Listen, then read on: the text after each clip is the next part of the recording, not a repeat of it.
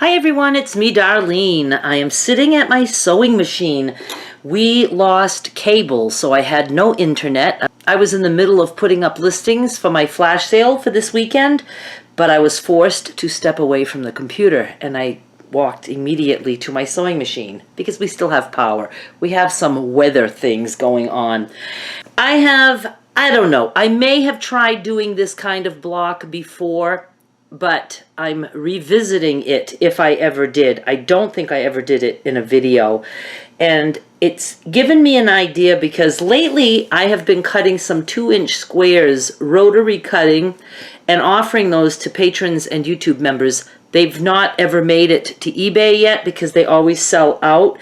And I thought, what could I do with the 2-inch squares and my scrappy pre-cuts that I sell?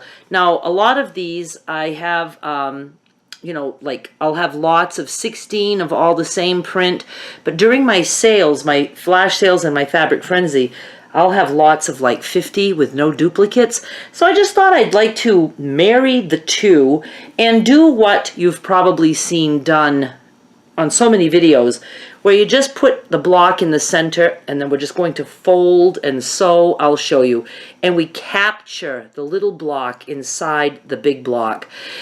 It really is easier than starting out with just a center and building around it, like log cabin style, like a piece of green here and then here, here, here. So the reason I wasn't as interested in this is because I've seen people do it with, like, let's say a block this size and they put that on a much bigger block. Well, you waste fabric. The fabric under this gets wasted. But I have a way to solve that problem too. But I'm not concerned with, you know, a little bit of fabric behind this. That's okay. We can waste that. We can live with that. It really does make it easier. So here's how I do it, and I'm going to show you. Just thought I would jump in really quick and show you. I find that, of course, you can do this any way you want. Some people will actually, like, you know, draw lines on the back. If you do it on the back and you want to draw lines so you know where to fold and you can press your fabric, just remember that it's going to be the opposite, like the opposite orientation on the front. But here's what I do, because I don't need to be figuring all that shit out. I just put it down, and I am doing it wonky. It doesn't have to be straight. It can. But I'd rather purposely go wonky, because if I want it straight and it ends up wonky, then I won't be happy. So I'm purposely going wonky, and I'm also not like putting it right in the center. So let's go like this for this one. What I do is I'm going to be doing this edge. So I have it at the top, and then I just fold my fabric down. I can see, and then I finger press. You know, it does want to stretch the fabric a little bit, so just, you know, be a little bit careful. Maybe just press down and not, you know, pull. I open it to see, did I capture my edge? Now I'm going to be sewing a 1/4 inch seam allowance, so yes, that's going to capture. So I fold, and I go, and I'm going to sew, and I'm just going to, you know, do a 1/4 inch. This folded edge, I'm going to use my foot as the guide and go along this folded edge. Where's my stupid pedal? Now you can finger press, and that's captured. Now, because we went wonky, it's going to be all screwed up on the edges, but that's okay. These blocks are a scrappy 5-inch. I usually cut them about 5 1/4. I'm going to be able to trim this down to 3 1/2 inches. So now I want to do this other edge. So again, I'm going to put it at the top, so I can see what I'm doing, and I'm just going to fold it down, finger press, I take a peek, oh, I'm good, and I'm going to sew. I was just, you know, trying to give ideas to those of you who have bought so many of my scrappy pre-cuts and who are also now buying these little 2-inch squares. I do sell some small squares like this on my eBay auctions, for penny auctions, and some scrappy pre-cuts, but the scrappy pre-cuts are usually different sizes for the auctions. You always have to, you know, check the measurements. But the centerpiece does not need to be the same. Like you could have a smaller one or a bigger one. The thing is, I find when you start with a 5-inch square, it does not give you much wiggle room. So definitely I want to try this with bigger squares, like maybe a 7-inch square, but still keep the center small. And how cool if we can put like little novelty pieces, like remember the little panda bears I had? They could be in the center. So I'm definitely going to be doing more with this. All right, so at this point, I don't get up. I'm still finger pressing. I love when I can just, make a block right at my machine. I will have to press at the end and then trim. So now I'm just going to pick one edge and I'm going to fold down. And I really, at this point, I don't really have to check. I mean, I've done this like 3 or 4 times now, so I consider myself a professional. Finger press. Ooh, that's quite close to the edge. See, when I trim, it's not going to give me much room to trim here. I'm going to be trimming like right there. Definitely, I would start with a bigger outer square. That will be easier. But this is what I am playing with, and I just wanted to show you guys. If you use your 5-inch squares to do this, you want to keep your little center maybe closer to the center. You can still go wonky, but closer to the center. Are you telling me I went and flipped one of those? Ugh. It's the first time I do it. I guess I'm not the expert that I thought I was. So you end up with something like this. Almost looks like some kind of weird pinwheel. And if I wouldn't have flipped my seam allowance just a tiny bit there, it would be cooler. Okay, so here's what I'm going to do. I find it's easier to press this way first. I just put it like this on my ironing board and I press. And then I'm going to trim and I'm going to make sure I get a 3.5-inch block.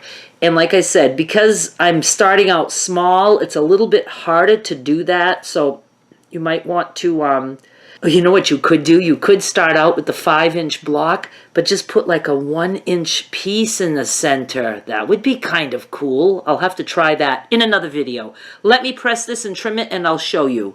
This one, I just almost made it to get a 3.5-inch, but right here, I wasn't able to trim that off, but that's okay. It will get caught in the seam allowance. So I'm going to join it to another one that I made.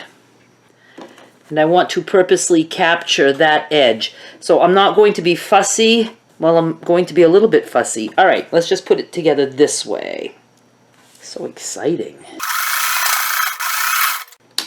And even if the blocks you put together don't come out perfect, that's okay. You can trim again. And I have another piece that I did like this, so let's make a 4-patch. Now why the hell is that so much bigger? How bizarre that is. Alright, I'm going with it. This strip is bigger. I don't know why. I couldn't have possibly trimmed 3.5 or they'd be the same. I thought this was just going to be so easy to show you and to convince you to try it, but then I'm screwing up.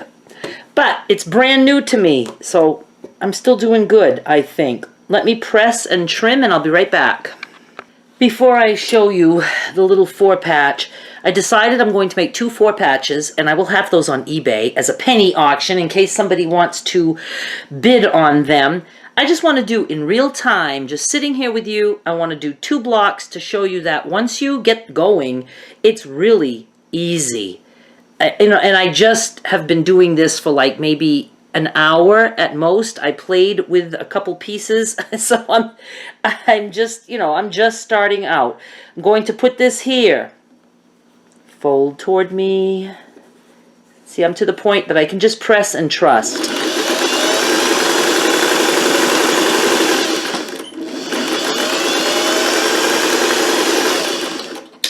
I don't have to check every time. All right, I have to do a little bit of editing because it took me forever to snip that. And toward me, and that's it.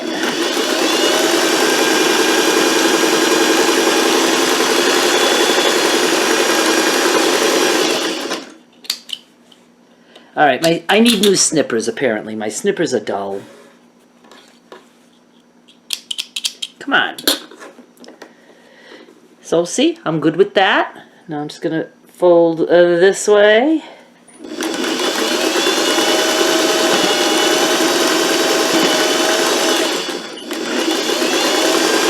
Whoops. Try to impress. Because I feel like I'm in a race or something. Turn and fold and go.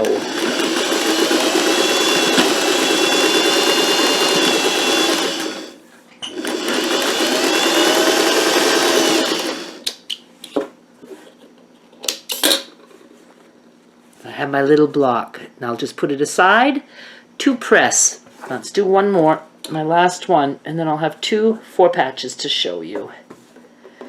Okay, it's going to fold and sew.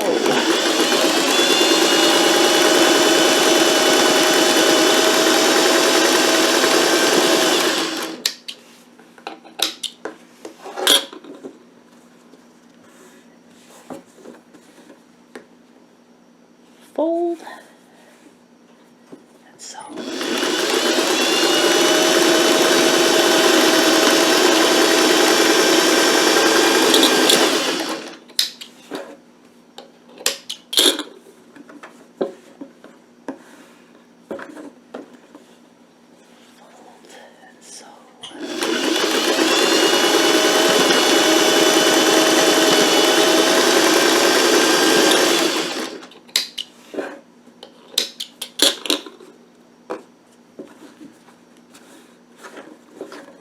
One more. You know what? We could even put a little bit of batting or polyfill in there and make a little tiny pillow in the center.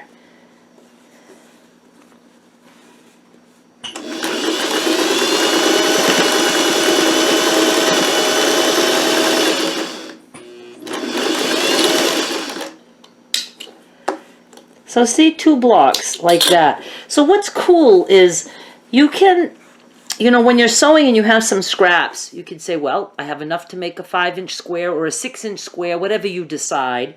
And you start a little pile next to your sewing machine, and then you start a little pile of centers. And again, they don't have to be a perfect 2-inch. They don't even have to be, you know, perfectly square. You can just fold and go with it. So this is going to be so fun. We're going to be doing so much with this.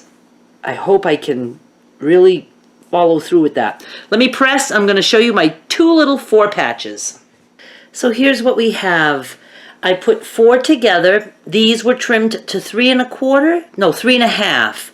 I don't know. Whatever I said, that's what I did. Then the 4 patch was trimmed to 6 1/4.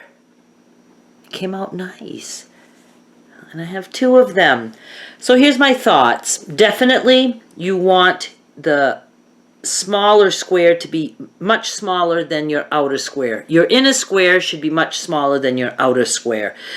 I will try these 5-inch scrappies with a 1-inch piece in the center. I love stuff that looks tiny. I think I'm going to love that. But I'll do it in another video. The other thing is, this is kind of, you know, on the stiff side for me because of all those seams. Now, some people trim or they'll open up those seams after they're done and iron them flat, you know, open. I'm not doing any of that because the whole reason I'm doing this at all is to make it quick. So I'm not going to take time to do all kinds of, you know, extra steps like that I don't need. So since they're a little bit stiffer, but I don't think they'll be as stiff if you use a much bigger square because then the seams will be far apart. But this would be really good for a tote bag, decorative pillow, the top of a dog bed, or you know, a cat mat, whatever you want to make for your pets. So that's pretty cool. And the other thing is, when you trim, some of these seams are going to want to come apart. Let me show you a good example. This, like this guy right here, see, because it's on the diagonal and it wants to lift a little bit. What you can do when you make blocks like this, especially if you're not using them right away, is you stitch all around, not quite 1/4 of an inch in. It's called a stay seam, a stay stitch, not seam, a stay stitch. And it holds your block together so that, the edges don't fall apart. I'm not going to do it because I don't have green thread in my machine. And, I'm just going to let anybody who actually wins these, if they want to do that, they can. But the thing is when you do a stay stitch all the way around, when you put the blocks together, you have to make sure that you sew inside that, or when you open it up, you'll have that line of stitching showing. So I'm not going to mess with it. I'm just going to put these as a penny auction on eBay right now. Go check them out. I don't know. You might want to do something with these.